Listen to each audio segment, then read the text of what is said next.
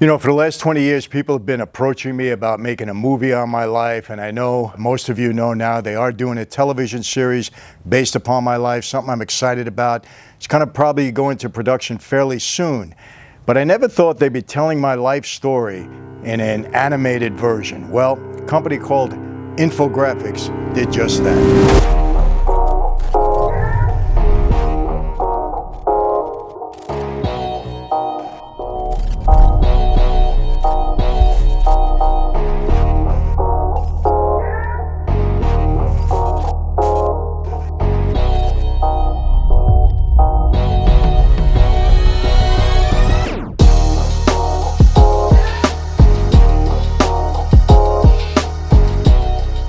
Hey everyone, welcome to another sit down with Michael Franzese. Hope everybody is doing well. As you can see, a little bit of a different location. For those of you that follow pretty closely, you'll notice I'm not in a studio. I'm in kind of an undisclosed location. I can't tell you where I am. It's not because anybody's chasing me. I just can't tell you where I am. There's reasons for that. But I'm very relaxed today. As you can see, I got relaxed clothes on. I guess it's the aftermath of Father's Day. My family treated me to a wonderful weekend, and I'm just still kind of recovering from that. So what are we going to do today? Today you're going to get about the 15-minute version of my life story. Why am I doing this? Infographics is a platform on YouTube, or a site on YouTube, and they do animated stories about certain people, certain topics. They got a lot of subscribers, several million subscribers, and they happen to do one on me. It talks about mob boss making millions of dollars and so on and so forth. So a couple of inconsistencies, but all in all, it was pretty well done. I encourage you to go to their site and look at it. You're going to find probably some topics that you'll enjoy. They did their work, they did their research, but they always get a few things wrong. So I'm going to give you the 15-minute version of my life story, and you can follow it in Infographics and you'll see what I mean. First of all, they're saying that I made $8 million a week in the gas business. I want to clarify that now. I did not make $8 million a week. We brought into our operation somewhere between 5, 10, sometimes $12 million a week. It all depended upon the week's take. I probably was putting $1 million a week in my pocket at that point in time, which was pretty good money. They also go on to say that, I bought my own jet plane. I bought my own helicopter. Not true. Rizzo, who is my partner, they do mention him. He and we bought the plane, we bought the helicopter as part of our company. Rizzo, he was a pretty husky guy. He was close to 600 pounds, big guy, so he liked to travel in a private jet, so we bought a jet. We also bought an RV at the time. I think we spent $350,000 on it back in the 80s for an RV. That was a lot of money, but it had every imaginable luxury item in there that you could think of. So it was cool. And we had a Bell helicopter at the time, and we used it for business and, just to get around town. So these were business items. I didn't go out and buy them personally, but yes, I was a partner, so I had access to them. They also said that Fortune magazine, 1986, 50 biggest and most powerful mob bosses. I was on that list. I was number 18. I think they go on to say that I'm the only one alive. I think there is a discrepancy in that. Can't blame them because I also thought the same. But there is one other person alive, and I believe he's still in jail. He's doing time, and he's in his 70s. He's older than me, and I think he'll be coming out one day soon, hopefully. So there's two of us alive, but I'm the only one free, as far as I know. Move on. They say that I was born in 1951. That's true, May 27th. I am 70 years old. To my father and mother, I want to straighten something out right now. They do mention my mother, Tina Capobianco, and my father, Sonny Franzese. And people say, Michael, we're not sure if Sonny Franzese was your father or not. Let me tell you this. I don't know any father but Sonny Franzese. If you read the back of my book, Quitting the Mob, my mother makes a revelation in that book. And what she says is this.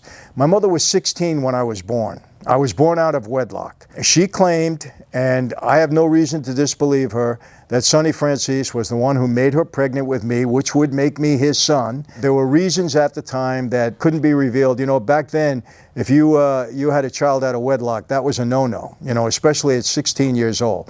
It was a no-no. There were reasons why it was covered up throughout that time. I can tell you this. People have said to me, Michael, there's somebody by the name of Louis Grillo. You might be his son. You know what? I might be. I don't know. I never met him. People said to me, why don't you take a DNA test? Why? What would it prove at this point in time? Sonny Franzese was the only dad I knew. As far as I knew, he was my father.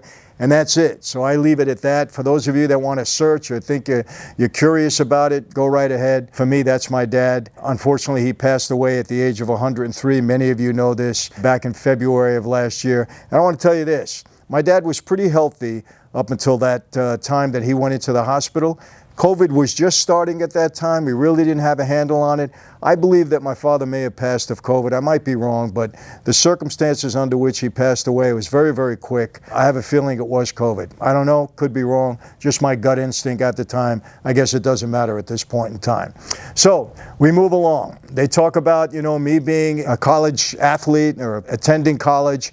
My dad, as you know, draws a 50-year prison sentence back in 1970. Joe Colombo, the boss of our family at that time, who I was very close to, him and his sons. Joe Colombo forms the Italian-American Civil Rights League. I see it as a way to help my father because I believe until this very moment, and I'll take it to my grave, that my dad was framed. My dad was not a bank robber. We proved that. We couldn't get him a break in court. As a result, he did 40 years on that 50. But I joined that league or got involved with the league as a way to help my dad. Lose interest in school. I go see my father in the penitentiary in Leavenworth. Dad, I'm not going to school anymore. He was kind of upset. He really wanted me to be a doctor. He wanted me to be the first professional in the family.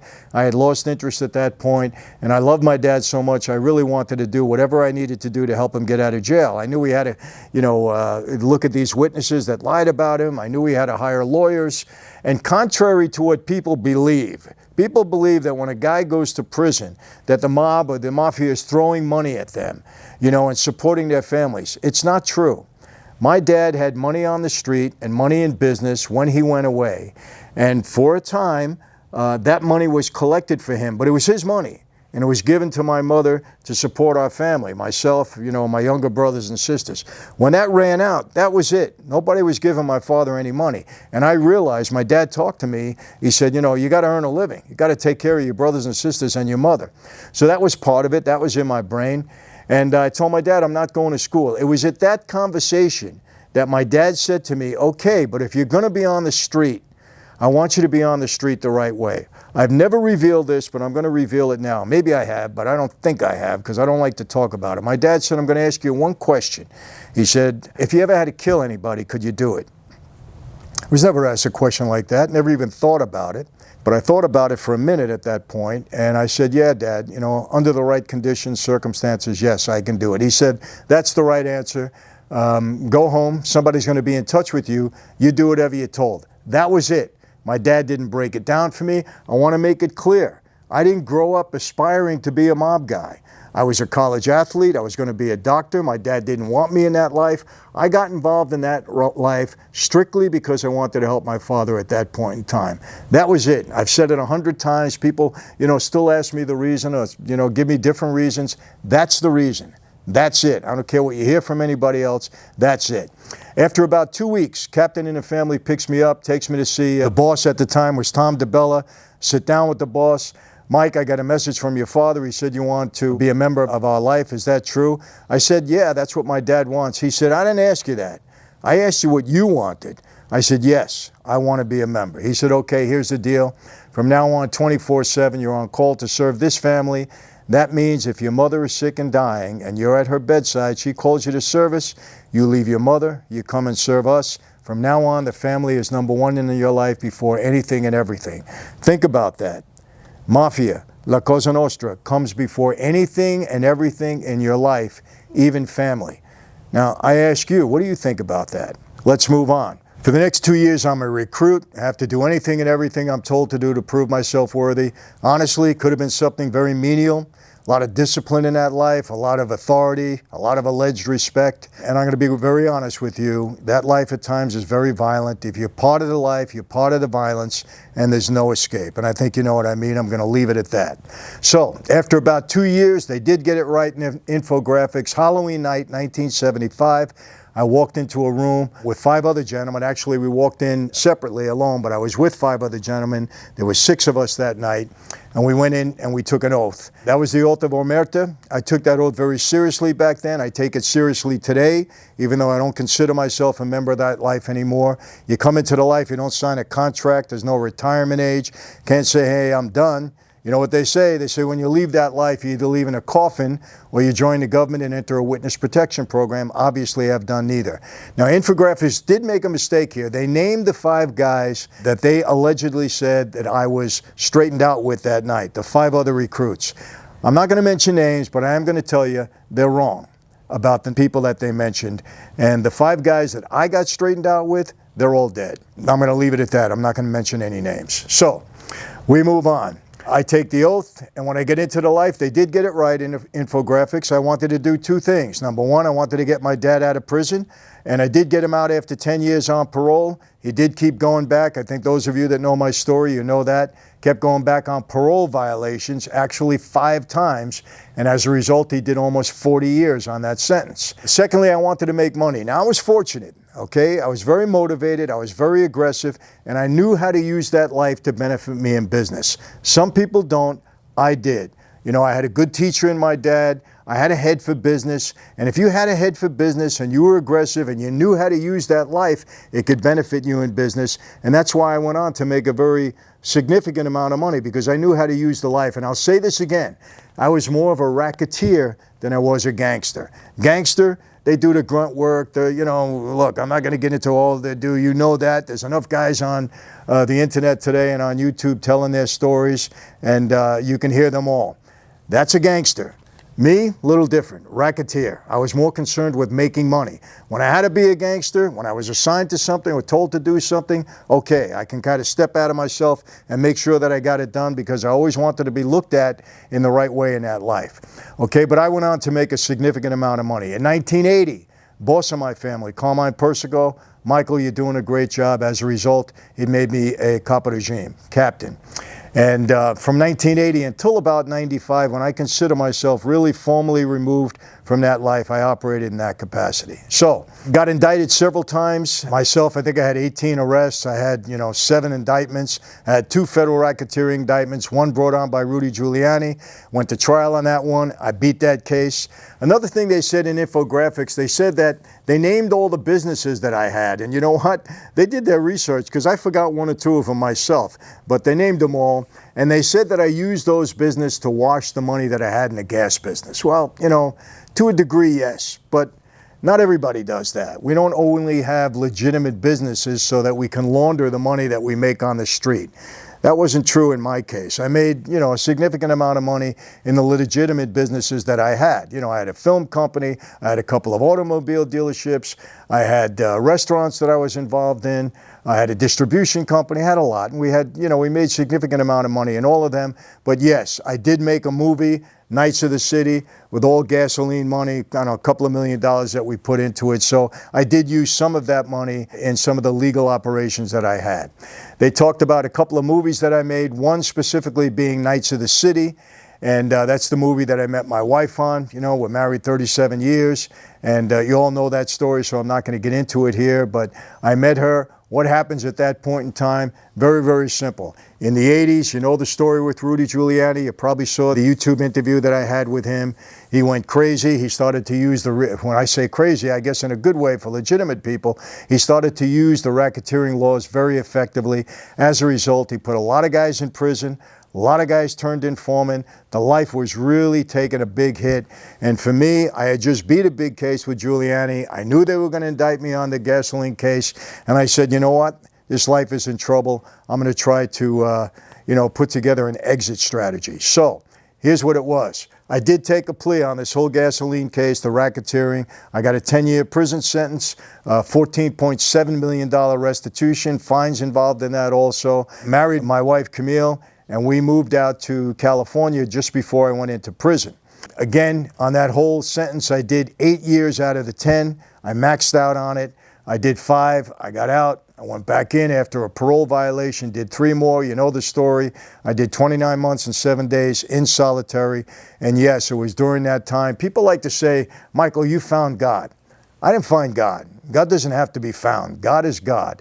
I think what happens is God finds us at a certain period in our life, if we're fortunate and blessed enough to where we're paying attention when He's looking at us and trying to get our attention. Well, people, when you get put in solitary and you're told that you're never going to get out of prison again because they're bringing new charges against you, and everything that you have that's meaningful to you, my wife, my children, all gone.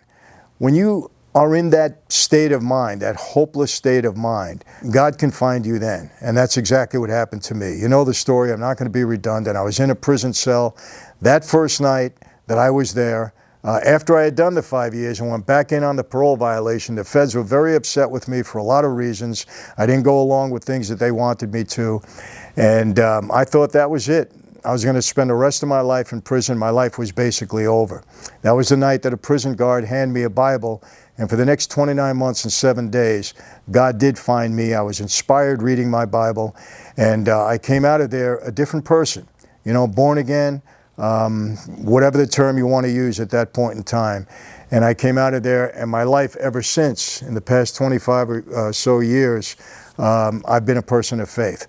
Perfect? No, you know, so I'm not looking to that. And I got to say this too. There's a lot of my Muslim brothers and sisters that have been telling me to read the Quran. I will definitely read the Quran. I have no, I'm not concerned about reading something else, but I want to explain to you. I am a believer in Jesus Christ. Nothing's going to change my mind because over the past 25 years, it's become too strong for me, not only in my walk of faith, but in what I've seen the Lord do in others. So not going to change, but I'm definitely I'm open to hearing what other people have to say. As a Christian, I'm kind of obligated to share what we believe to be true, and that is that Jesus is the Son of God. And if you believe in him, you're going to be with him for all of eternity. And I'm breaking it down real simple. So it kind of ends like that. You know, they tell people that I was pretty well hurt by the fines and the restitution and the jail time. They also talk about me having a contract on my life. You know that. About my father turning on me, agreeing with the contract. Yes, that's what I was told, and I believe it to be true. But I want you to understand this too. My dad and I did patch it up. We did get back together. It wasn't the same, I'm going to be honest with you. There was a different feeling there. You know, he had it with me because I walked away from the life. I kind of had it with him because of a couple of circumstances and instances that had went down. So we didn't have that tight relationship like we once did, but I loved him. He loved me. You know, we just had to go separate ways in certain things. So, and I love my dad until today. You know, I don't talk, bad about him. You know, he had his issues. We just thought differently about certain things. But I love him and miss him now. You know, they talk about me having a pretty good life right now. Listen, people, I'm not complaining. I've had my challenges, my struggles. I think Infographics says that. Again, they did a pretty good job. So I encourage you to watch it. I think you'll enjoy it. And like I said, you might enjoy the channel and get to see a couple other stories in there that might interest you. So far it has a happy ending. You know, we never know what's going to happen tomorrow. We don't know what life leaves. That's why we always have to be prepared. And for those of you, I talk to people sometimes. I say, what do you think? Those non-believers out there, when you leave this life, where do you think you're going? I'm going nowhere. I'm going in the ground. Man, that's a tough way to live. Just thinking, hey, when you're dead, that's it. It's over with. I think there's enough evidence to support the fact that there is an eternity, there is a heaven, and there is a hell. And as Christians, we know the way to heaven. So I share that with you. I'm not preaching. I'm not trying to force anything on you, but this is what I believe, and I like to share it. And I always explain it like this. People say, Michael, why do you talk about your faith? Well, let me ask you this. If we were in a burning building and we were up on the 32nd floor, big high rise, right?